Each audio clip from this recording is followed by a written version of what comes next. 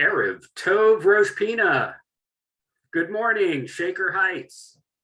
Greetings to friends of Israel from around the United States, indeed from around the globe. We're so glad to have you with us.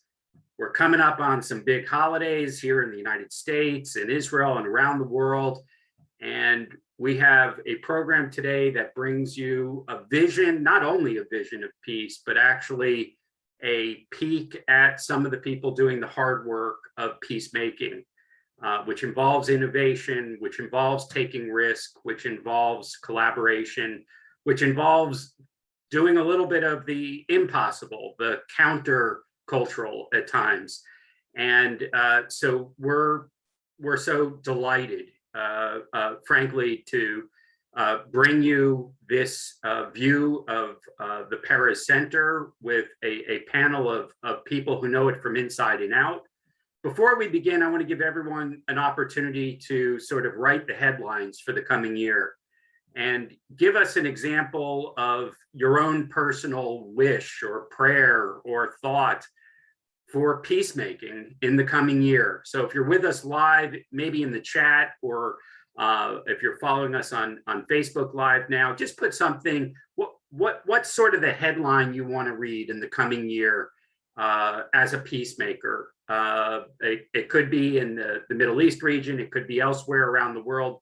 We certainly have plenty of global challenges that we're dealing with for the moment, and we'd love to hear what it is that you're hoping for and you're praying for. This particular panel today is not merely about wishing and dreaming, but actually doing. It's about deeds. It's about the hard work of laying the groundwork for peace under extraordinary circumstances, and also based on day-to-day challenges that exist. And who other than Chemi Peres, the chairman of the Center for Peace and Innovation, will bring us initial greetings. Many of you know that in addition to his role as the chairman of the center, he sort of has a day job as well, and really is considered over the years one of Israel's foremost venture capitalists and entrepreneurs in Silicon Wadi. He's been the co-founder and general manager of Patango Venture Capital. And indeed, he served and has served on boards of a number of companies that started in Israel that went on to go public on NASDAQ as well. So let me turn over, before I introduce the rest of the panel, just for some initial greetings and just an idea about the vision of the center itself. Welcome to the America-Israel Friendship League webinar featuring innovation and peace building. For 50 years, the AIFL has been strengthening the relationship between our two countries through people-to-people activities. And for the last 25 years, the Peres Center for Peace and Innovation initiated people-to-people projects to strengthen Israel and to build a new tomorrow for our people and the region. Obviously, we see you as our friends and partners for the road ahead. Together, we will continue to promote a strong and enduring friendship and cooperative bond between Americans and Israelis of all walks of lives at all ages. Our shared mission is aimed towards increasing understanding of the contemporary Israeli story, a story of a journey from an old world to a new era, a story of creativity, imagination and optimism, entrepreneurship and innovation for Tikkun Olam, in medical research, in sustainability and environmental protection initiatives, making a positive impact on human lives. A story that is so well told in the last book of President Peres, No Room for Small Dreams, as featured in our Israel Innovation Center. Our story is unknown to many around the world and to most Americans because it is reflected through the lens of those who do not see in us what we know is true. I would have wished for every person in the world to be able to visit our center and learn about Israel firsthand for themselves. Soon this dream would be partially realized as we will launch our new and exciting digital center with a live guided digital tour, making our story available and accessible to millions of people every year, wherever and whoever they are. We would love to work with you closely to promote our digital center. Let me take this opportunity to thank Ruby Shamir for her leadership at AIFL and for being such a valuable member of the Peres Center Friendship Circle, chaired by Yona Bartal. I have no doubt that both Ruby and Yona will make our partnership continues to grow. I would also like to thank Yarden, Tami, and Saed for the Peres Center for Peace and Innovation, great work that they do, and for leading today's discussion. Have a successful event, and thank you for listening. I'm sending you my best wishes to you and yours for Rosh Hashanah. Thank you, Chemi. We can't wait to accept your invitation to join you and your colleagues in person. It's a favorite place for our delegations to visit. For now, we will get a virtual tour and insights from a great group of panelists. Yarden Le'el Yablanca is the Deputy Director General of the Center and has been at the Peres Center since 2004. So she has served in multiple capacities with a focus when she first came on civil society. We're grateful to have her here, and we're grateful to her, is it daughter or son? To give us some time, even while you're on maternity leave, to be with us. So we're grateful on multiple levels to have you with us. Yarden is a graduate from Tel Aviv University, did both her bachelor's and master's at Tel Aviv in Middle East history and Islamic studies concentration as an undergrad, and certainly knows a great deal from both her studies and from her work at the center about regional peacemaking and reconciliation. We also have Tamar Hai-Sagiv, who's the Director of Peace Education, also a double graduate of Tel Aviv University with a BA in Poli-Science, Political Science, and Master's in Public Policy. We're grateful to have and look forward to hearing about all the great programming momentarily. And I'm also excited to introduce many of you to Said Barhoum, who's an Arab Israeli from the village of Ein Rafa, which is just outside of Jerusalem. And he shares the distinction of not only being on the staff of the Peres Center, but long ago, before he had the beard, as a 12-year-old, was also a participant. And I suspect, but we'll hear from him later, that his love of football, what Americans call soccer, is what first brought him to the Peres Center. But we'll hear more about what has kept him here in terms of his professional pursuits and the work that he's doing with the center today, in the arena of sports, but in the broader area of peacemaking and peace building. So Yarden, let me start off with you, and if you could give us sort of a little bit of your perspective from this long swath of your career and at the Peres Center, taking it from sort of the founder's vision of Shimon Peres and Chemi Peres, his son, as your chairperson. Tell us a little bit about what the center is doing today and where your focus is. Happily, I'm very, very happy to be here with you, and thank you for this opportunity. Anyone doing the math regarding how old I am today, let's just imagine that I was Said's age when I began working at the Peres Center, when he started as a participant, and then everyone will feel much more confident and comfortable.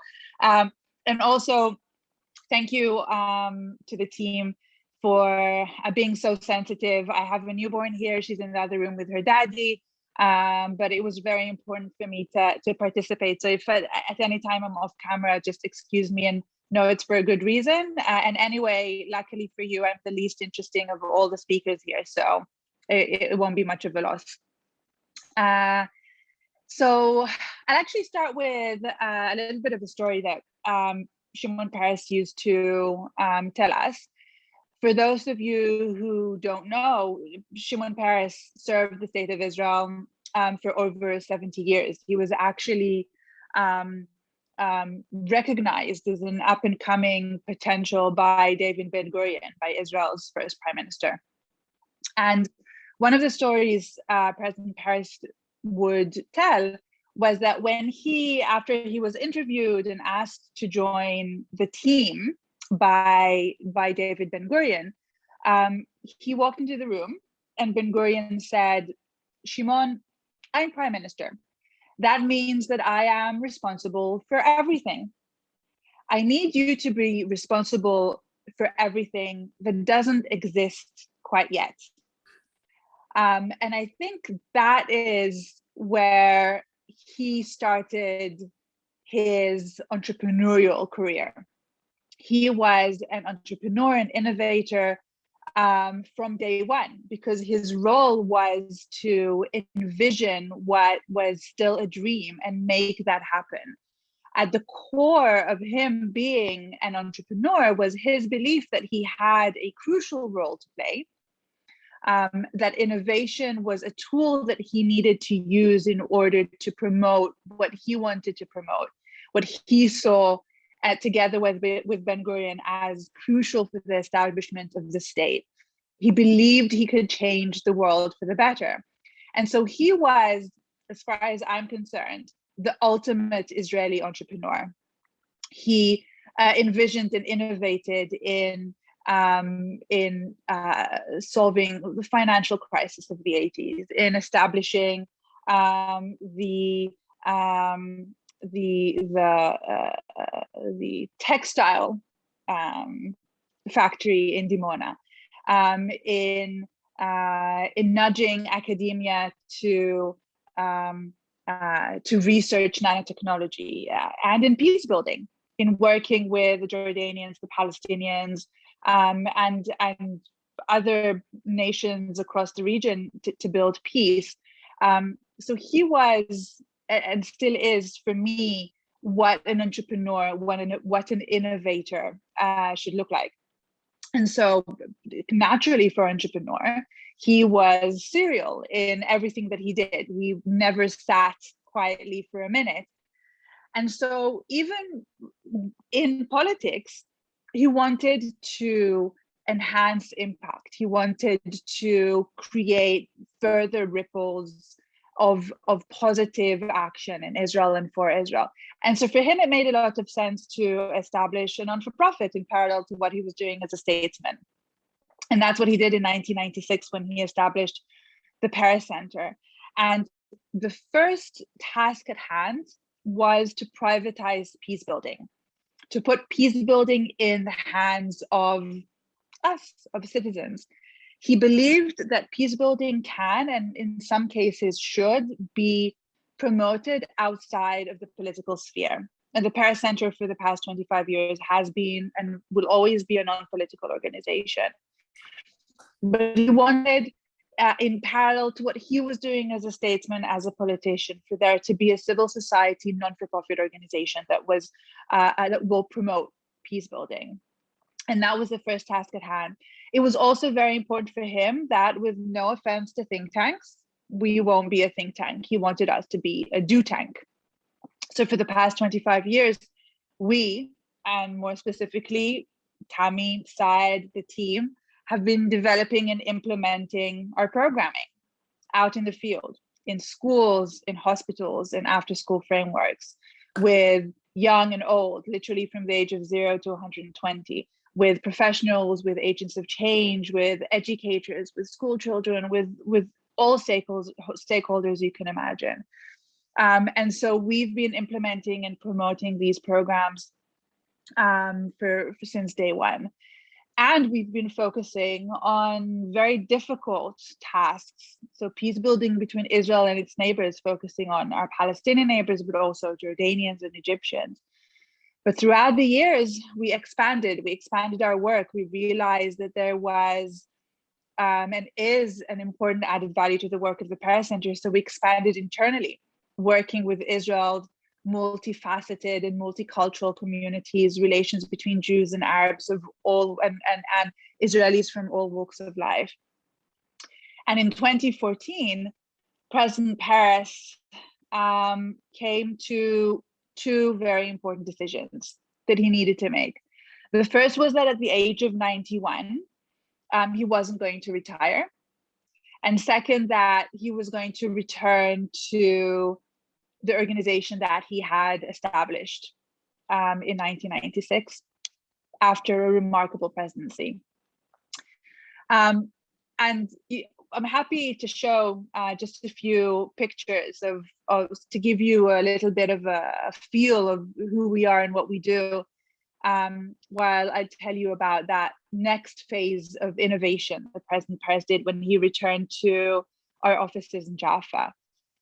So he was extremely proud of the work that we were doing. And remember this picture here in a minute. This is our beautiful building in Jaffa. He was very, very proud of our peace building work. He met Palestinian doctors who we were training. We trained almost 300 doctors to date, who are today the backbone of the Palestinian public healthcare system, but who also treated over 1.5 million Israelis while they were training in Israel. He met Palestinian children whose lives we saved. Working with significant stakeholders, we treated almost 13,000 children. He met with school children. He met with our sports program participants. He met with the Israeli Minister of Finance and introduced him to a macroeconomic program we were implementing with the IDF, with the Israeli military, with the Palestinian Ministry of Economy, with Palestinian Israeli business people, with significant stakeholders. He introduced then Vice President Biden, today President Biden, to Israeli and Palestinian girls who were playing soccer together, thanks to generous support of the American people through USAID, when then VP Biden, today President Biden, came to visit us in Jaffa. He was extremely proud of our programming, but he was Shimon Peres, as I said, and he was a serial entrepreneur, and he wanted to do more. And these pictures that you're seeing are of his latest program. He saw an opportunity and a need and put the two together. The opportunity was, remember that slide of that beautiful building? We had and have a beautiful building, but it was our office space, and all of our activities were happening out in the field. We're not centralized to one spot, and they continue to be out in the field. And the need was that everyone was talking about the Startup Nation, but there was actually nowhere to go and see it. And he was not having it. He wanted to gift this gift to Israel, that there'll be a home for Israeli innovation, a home where we can showcase the tikkun olam, the repairing of the world that comes through Israeli innovation, and asked us to establish the Israeli Innovation Center, also what Chemi talked about in his greeting. But for him, and I think you'll hear that also from what Tammy and Said will be talking about, for him, innovation and entrepreneurship weren't simply technology. That goes back to what Ben-Gurion asked him to do, to make the impossible possible, to dream the dreams that then become reality. For him, innovation and entrepreneurship were at the core our belief in ourselves and our belief in our ability to change the world for the better. So the Israeli Innovation Center, together with all of the Peres Center programming, is focused on values, on community, on optimism, on innovation, on entrepreneurship, on peace building. And that's who we are. So obviously, as you mentioned, I've been there for a million years. I can talk endlessly about what we do, because as I said, I'm least interesting of the bunch. So I think I'll leave it at that. Well, Yarden, first of all, thanks for sharing that anecdote from Peres about that conversation with Ben Gurion. What a powerful sort of charge to be given, and look at what he did with it. It's pretty amazing. And I'm not certain, but there was one picture of him there in glasses. Maybe Saad knows, where it looks like he might have been blowing a whistle at that football match, which I feel is like the perfect recognition of, even though he's wearing a suit and tie, a willingness to play all roles in this charge on building a state that doesn't exist, on building institutions that don't exist, and building relations that don't exist, almost in every realm that you described. And thank you for sharing. Even just looking at the center, I have to say, it feels like a vision of the future. It feels something bold, and yet very tangible. So, Tammy, tell us. And I just to mention, sorry, Wayne, just to say, but you really did hit the nail on the head, because President Peres said often, you are only as great as the cause you serve. And if you need to stand on a football pitch in the sun and blow a whistle so Israeli and Palestinian boys and girls can play football together and get to know each other, that's what you do. And that is what makes you great. So that you absolutely perfectly described the man and the vision and the way that he did things. So Tammy, tell us what it's like to be in a do tank instead of a think tank. Tell us about what you do. So I will also take this opportunity to thank you for giving us this wonderful platform to spread the word, of a really unique Israeli organization that is striving constantly to build peace. And peace nowadays, it's a big word, and sometimes you're being considered as a super naive person for working in such an organization or being identified with such programs. But to be honest, this is not a regular working place. This is not a regular job. The people that works in this place are dreaming big and basically understanding that there is no alternative just to wait for politicians, to do their job and sign agreements. But we are the people that will build peace from, bottom up, and we will plant all those seeds in order to see a better tomorrow. So this is how each one of us at the center wakes up in the morning and also goes to sleep, because without that truth inside of us, we will not be able to lead this kind of activities on ground. And I'm saying this as part of the perspective of 14 years in this field and going through lots of, escalation in violence in this area. And I think to add this also to the pandemic, we never stopped our activities.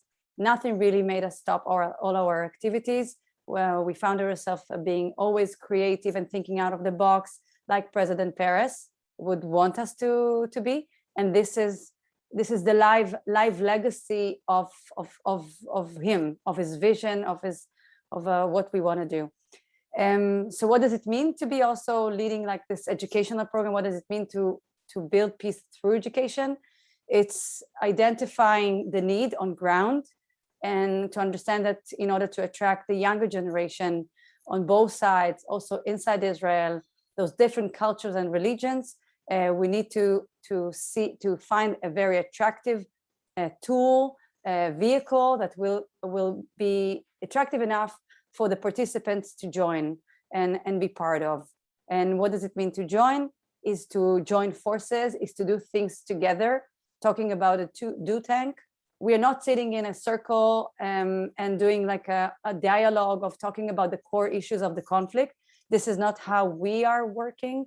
We believe in really in playing soccer together in mixed teams and not against each other, in building an environmental young leadership that is based on youth, both Arabs and Jewish, that are understanding that they are living together, they're understanding the core of the idea of shared society, and how they have the responsibility to be role models for younger generation, and understanding that climate change is something that we all share and we all suffer from, and then to educate them how to lead this kind of programs on ground with younger kids. It's to understand that we have the responsibility on the regional level. And for example, 10 years ago, we were far behind, before our time.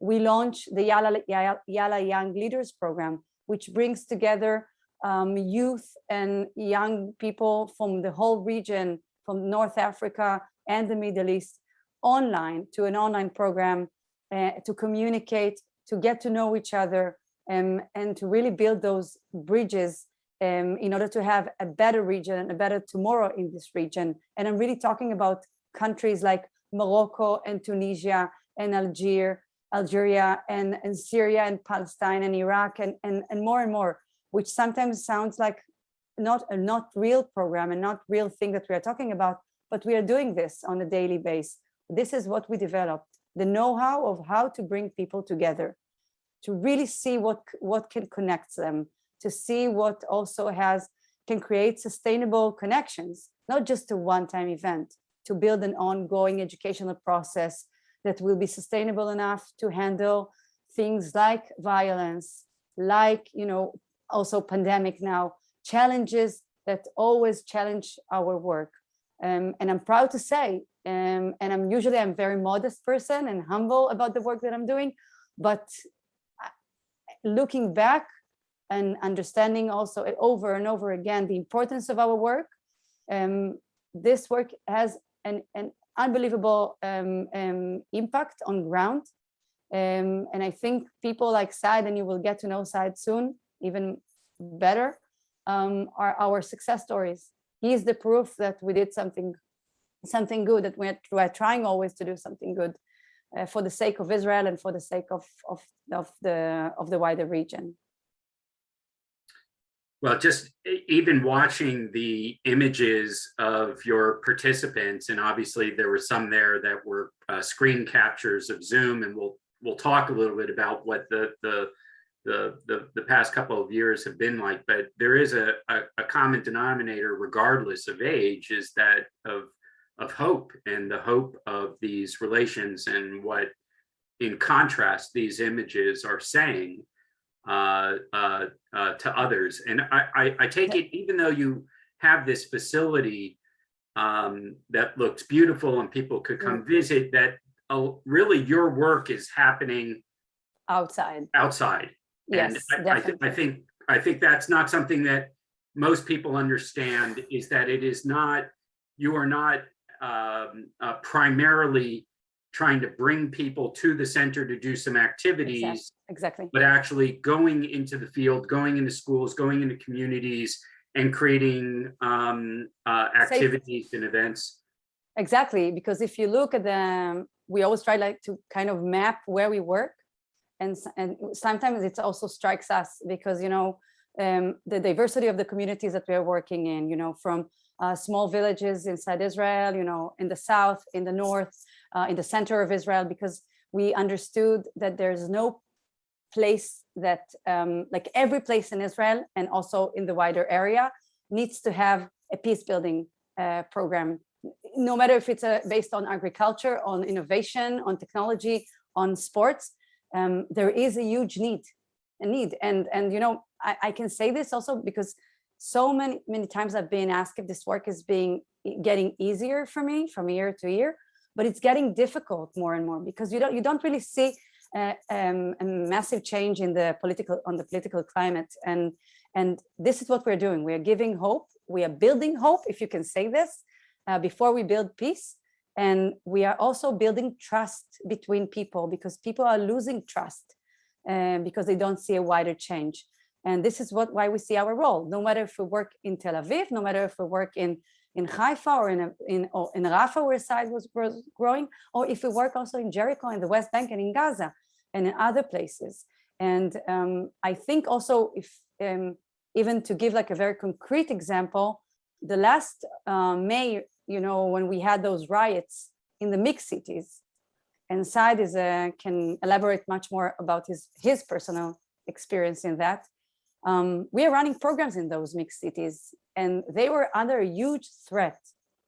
And people like Saad and other colleagues of mine, we were getting texts from participants of, I'm quitting the work, I don't have any trust anymore, I don't believe in the word peace, I don't believe in those projects. And we really understood that our role is to give those kids, those participants, no matter what age they were, to give them hope and to handle it participant by participants, writing them WhatsApp, SMS, organizing a Zoom talk, to create for them safe spaces where they can really talk about their feelings and to really take everything out. And our role is to handle it, although each one of us was also going through a severe, I would say, emotional process, witnessing everything that has happened. But the responsibility that we have is to make sure that those kids, those participants are still there, are still believing in people, in the other, so to say. So it's a constant work that is daily being challenged, but we don't have the privilege of giving up. We don't have the privilege of just raising our hands and say enough. Yes, so I hope I managed kind of to bring like the core of what leads us in our educational work and in general at the Peres Center. Very much, and thank you for sharing those reflections, both on the successes, but also on the challenges and the continuing challenges.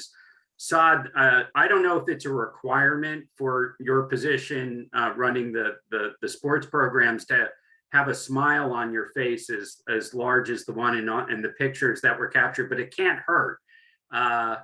I know you love football and I know you love this program, but I suspect some days it's hard to have a smile on your face. So tell us how you have, tell us a little bit about your journey from participant to staff member.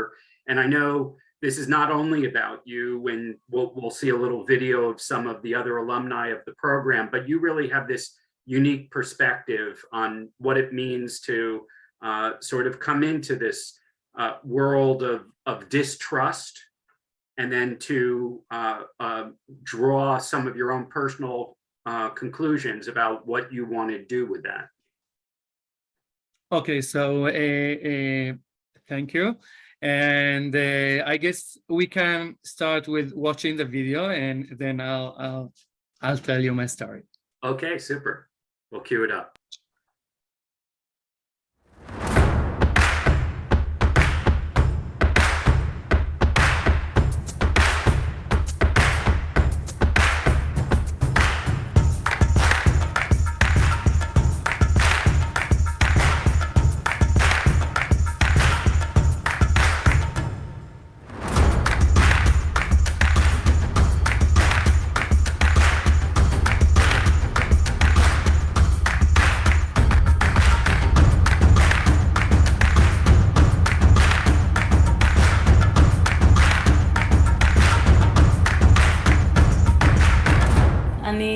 מקריית גת. اسمي سيد برهوم من قرية عين رافع. اسمي لاخدود מתל אביב. אני ליאל ביסמוט וגר בלוד בשכונת גני אביב. أنا محمد صبحي من منطقة النويعمة. מידי לוגסי, אני גרה בקריית גת, בת 25. اسمي ליבאס סליבה, נעת עواطלה. השתתפתי בתוכנית בשנים 2011 עד 2015. האמת שזו הייתה התקופה הכי יפה בחיים שלי. أحلى شيء سويناه في المشروع إن تعرفنا على أصحاب من إسرائيل وصار لي أصحاب من إسرائيل وتعرفنا كلمات كثير. أول مرة كنت خايف لما رحت على أولاد اليهود. אני אישית בחרתי כי לא ידעתי איך התייחסו אליי ודברים כאלה. ואז שהבנתי שזה לטובת הפייר פליי, כאילו כדורגל לא מדבר על פוליטיקה ולא כלום, אז נהניתי מזה. لما طحت وكنت خايف ومتربي كثير بس لما لعبنا وفوتبول والحمد لله كل شيء كان تمام. הייתה לי חברה ערבייה באחת הטיסות, קראתי אותה, קוראים לה מרווה. זה הדבר הכי מרגש שקרה לי, שאשכרה יש לי חברה כאילו מהצד השני, ואני אוהבת אותה מאוד מאוד מאוד מאוד. ואנחנו שומרים על קשר, אם זה בפייסבוק, אם זה באינסטגרם, אנחנו רואים תמונות, פוסטים, אני רואה מי התחתן, מי עדיין משחק כדורגל, וזה באמת כיף ומרגש להמשיך לשמור על קשר. من أكثر الأشياء القوية اللي صارت معي هناك إنه كنت أصحاب أنا وناس اللي لا أنا بحكي لغتهم ولا هني بيحكوا لغتي وفيش لغة مشتركة اللي نحكيها مع بعض نتواصل فيها مع بعض اللي عن جد كان مميز والكل كان يطلع على الإشي وحكيت أصلاً عن هذا الإشي هناك. اللغة ولا مرة هي عائق لاتحاد أو לסילה בין נאס. הדבר הכי חשוב שלקחתי משם זה להכיר את השונה, לקבל את השונה, בלי הבדל דת, גזע ומין, לאהוב אחד את השני. לקבל את האחר, שבסופו של דבר כולנו בני אדם. נתראה על המגרש. Sport is a great educator for peace. If we should learn in politics what we have learned in sport, then the politics will look better and the sport will be able to spread wider.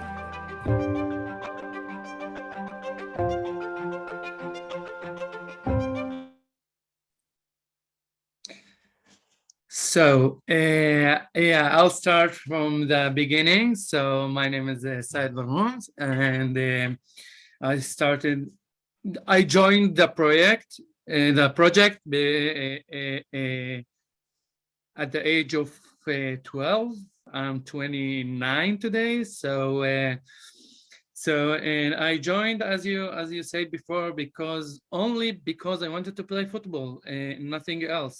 I just wanted to show others what can I do in the field, and that's it. So I joined because of my friend. He told me like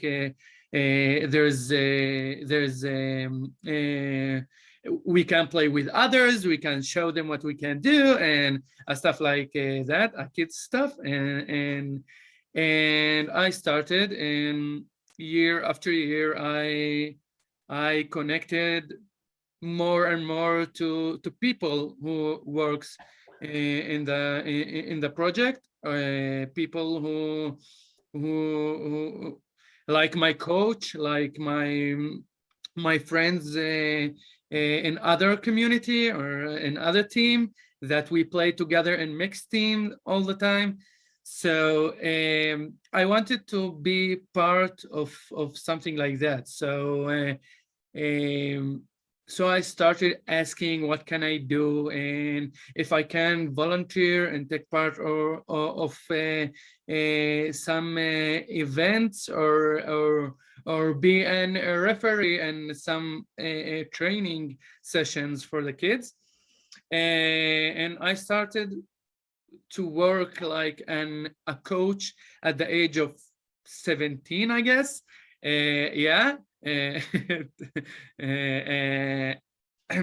And from that age, like year after year, I started to learn a lot about myself,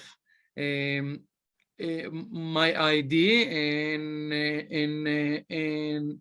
and what and how much I need to be responsible to take some message and to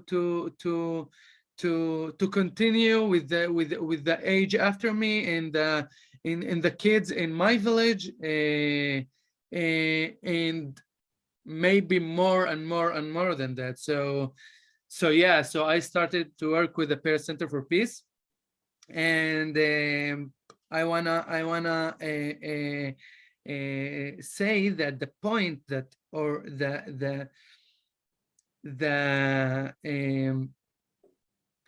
that thing that made the large impact on me, it was when I took a part in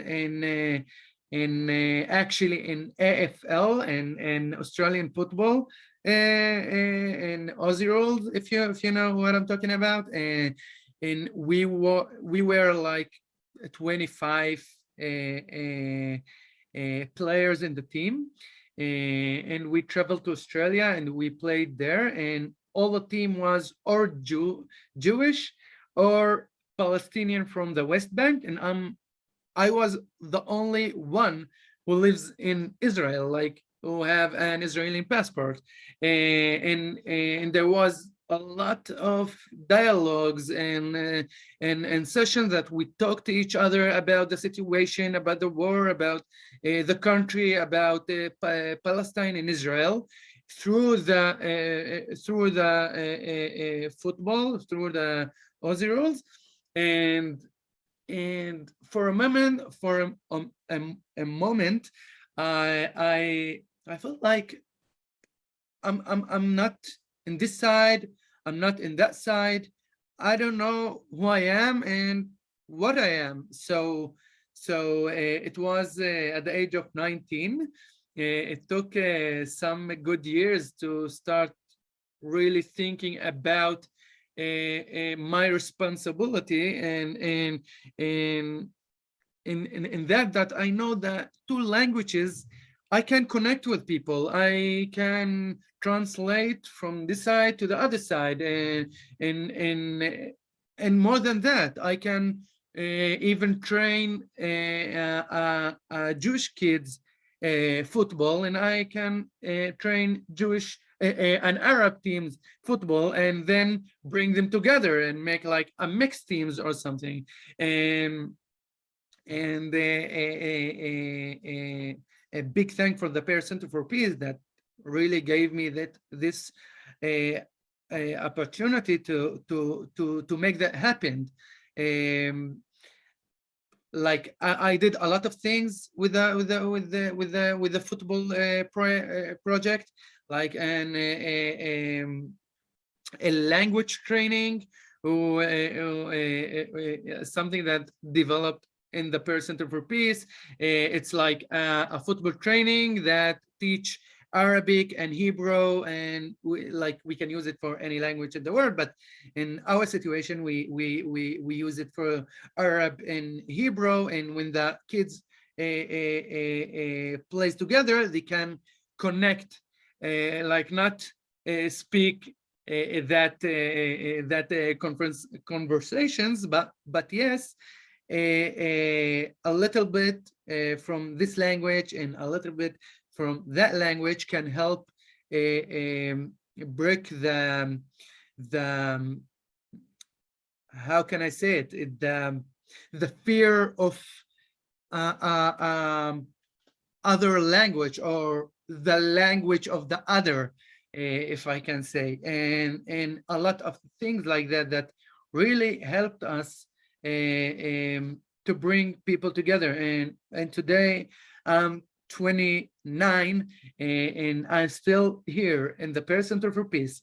I know people from all over the country that I know deep inside me that we did impact in their hearts and in their. And now I can see a lot of these people work in their communities and deliver that message that they took from us, or they started in this place. Exactly like me when I talk with friends, with people that I meet, even here in the country, even outside of the country, like I can share a lot of stories, a lot of things that really happened around all these years. And because Tammy talked before about the periods that really it was a war, or it was I don't know what. Here, the people like Tammy, like others who works with me with in the Peres Center for Peace, always texted me or the others and asked how I feel about it, and do you want to talk? Do you want to say something? It's not gonna break us. Like we will be strong together. We will move that what you're saying makes perfect sense. I mean, if you have a pre-existing relationship before a crisis hits, you're invested in the people, not just a slogan or not just some vague conception of wanting peace. Maybe everybody maybe everyone who are on different sides of issues, maybe they all want peace, but to care about, as you say, and not think of everyone just as the other. From the programs you have, people have very specific individuals that they care about. They want to know how they're doing. They know it's a tough period. Yeah, it's like it started with football and it's become a family, So I hope it will it will be like it will move to the next generation, because I think there's no reason not to. So yeah, when it's difficult, when it's war, and when it's I don't know what, sometimes I'm freezing. Like I don't know what to do. Maybe I can call Tammy and ask her what do you feel, but otherwise, like, I cannot do anything. But if I want to talk about it, so I can share that when some of our participants, our students, sent me like at the last war, she sent me like, okay, I don't want to take a part of this, like that's it. So even when I'm freezing in that time, it gave me strength. Like it gave me the power to focus and okay, that's what I do. Listen up. No, we are here because of that, and because of this, and because, like, it's, I cannot even explain, like, I try to explain it a bit, and I think what Saad is describing, it's exactly the moment when we understand why you need to have those kind of projects. It's the right, it's the proof, it's the evidence for the need that is there on ground. So Tammy, let me just stay with you for a minute. We did have a question from, I want to try to get in a couple of questions from the audience, asking specifically about adult programming, and there's a specific question about following what happened in the recent Gulf War, that in what we're calling mixed cities that have both Jews and Arabs living together, there was a distancing and a lack of trust, and so I don't know if how you all relate to that, because I know your programs, the youth programs, are really long-term programs aimed at building consciousness and relationships over many years. But how did you all relate to Gaza, even as Saad was referring to, with people in your own staff and people who were experiencing some of this stuff very directly?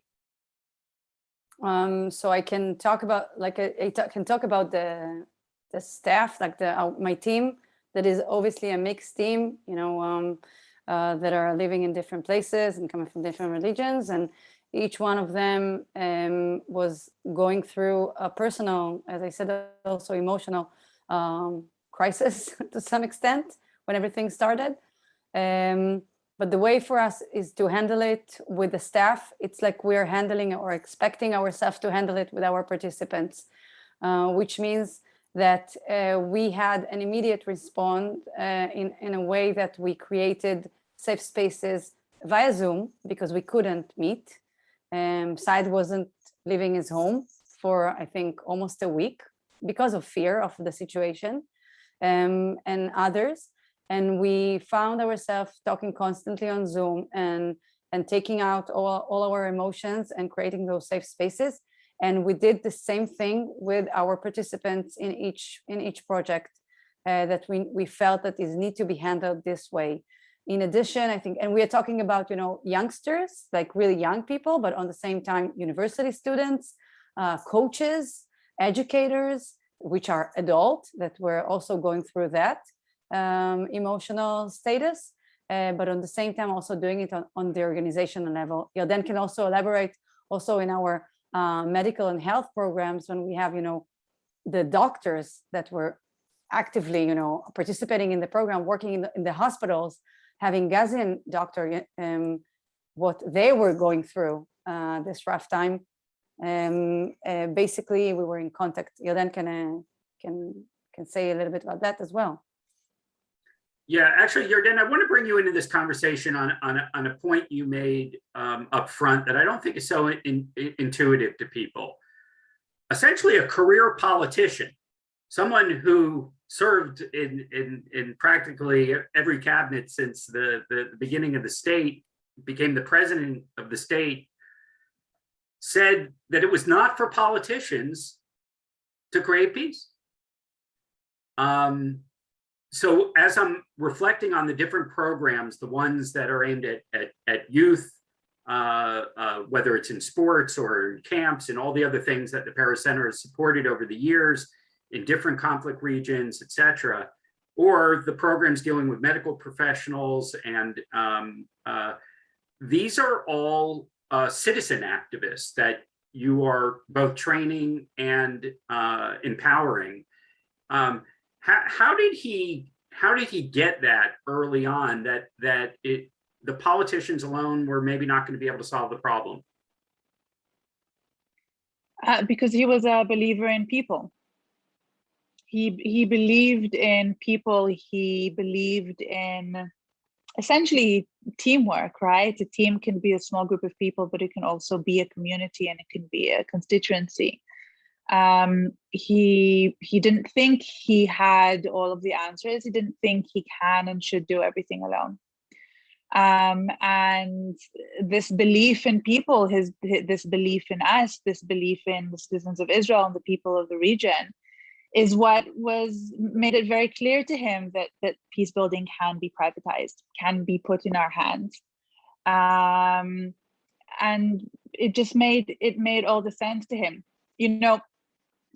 One of there's so many things that are said about Shimon Peres. One of the things which is said about him is about his optimism, right?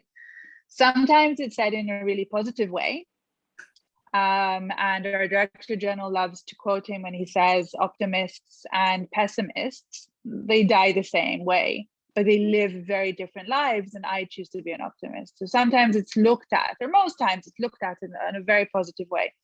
But sometimes people confuse his optimism, and especially when he was alive, and thought it was this kind of elder statesman sitting in a rocking chair on his balcony with his slippers, looking into, the sunset and being naive about what the future could hold. His optimism wasn't naive at all. It was a very practical optimism. He said, I have every right to be optimistic. I was here when there was nothing. I was here when there was deserts in the south and swamps in the north, and we were outnumbered and outgunned. And look.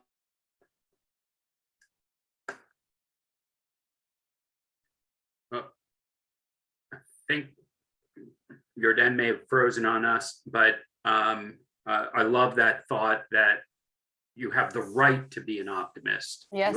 You have maybe, from time to time, a desire to be an optimist, but the idea of a right to be an optimist because he's lived through and saw a much harder situation that preceded it. Yeah. I'm off. Sorry, I'm just off camera, and I want to say it's not my fault. Yeah, no problem. No, I think it's something it says that the host turned me off. So I'm here when you want to turn me back on again. Okay. Yeah, you froze a bit on the video, so we're trying to keep. Oh, okay. Sorry. Okay. All right, Saad. There a specific question. From one of our audience members, Leslie, from Linda, about the language barrier and how that actually works, that both on the field and off the field, because what you described with mixed teams and bringing people together who don't have common language seems like that could get in the way. How does that look, and how do you build community when language is, can get in the way? Okay, so first, there's a lot of people like me that speak both languages, that on the field they can really help with the translating and other stuff. So on the field, when they want to talk to each other like a conversation or something like that, we can be with them and translate to each other and help them connect.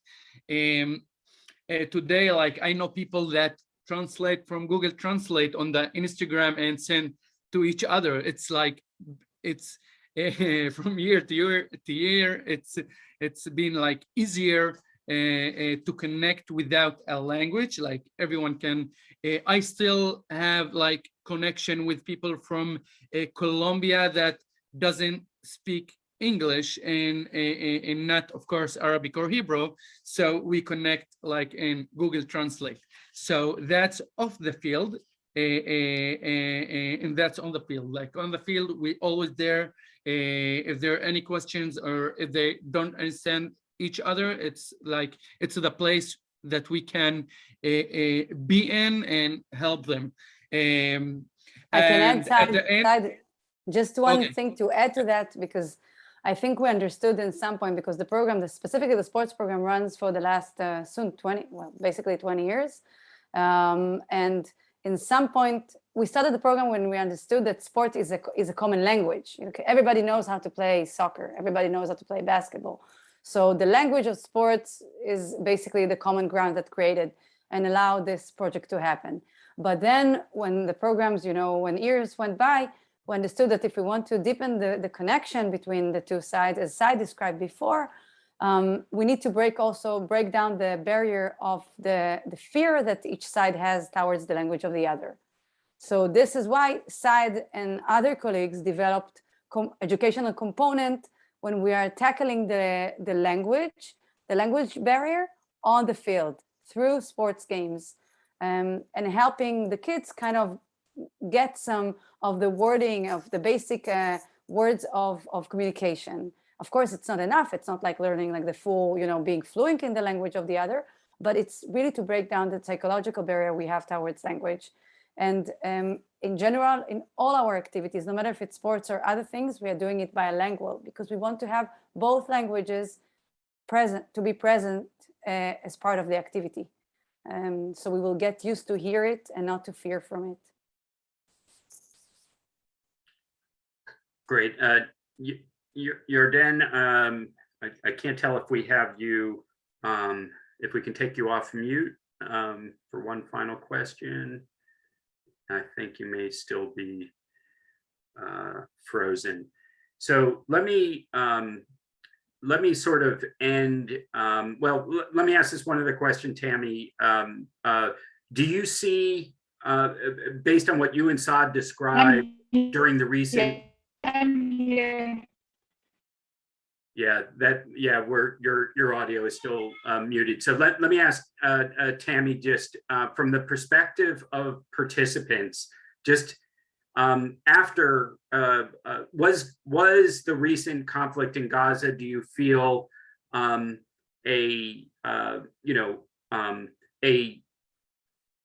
turning point in terms of people recognizing that there's more work to do, or did people become more cynical? And I mean, even we had a question from Wendy about parents of participants. Are they still as enthusiastic of sending their kids, both on the Jewish side and the Arab side, in terms of the break of trust that happened and the challenge from the most recent incident?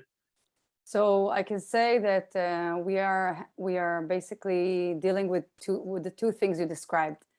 One, that people understood the emergency for programs like this. During the last violence that we had, there was we were witnessing lots of requests from different communities, from different stakeholders, to participate in such activities, to bring those projects into their communities. There was like an inflation, I don't know, in the request of being part of it.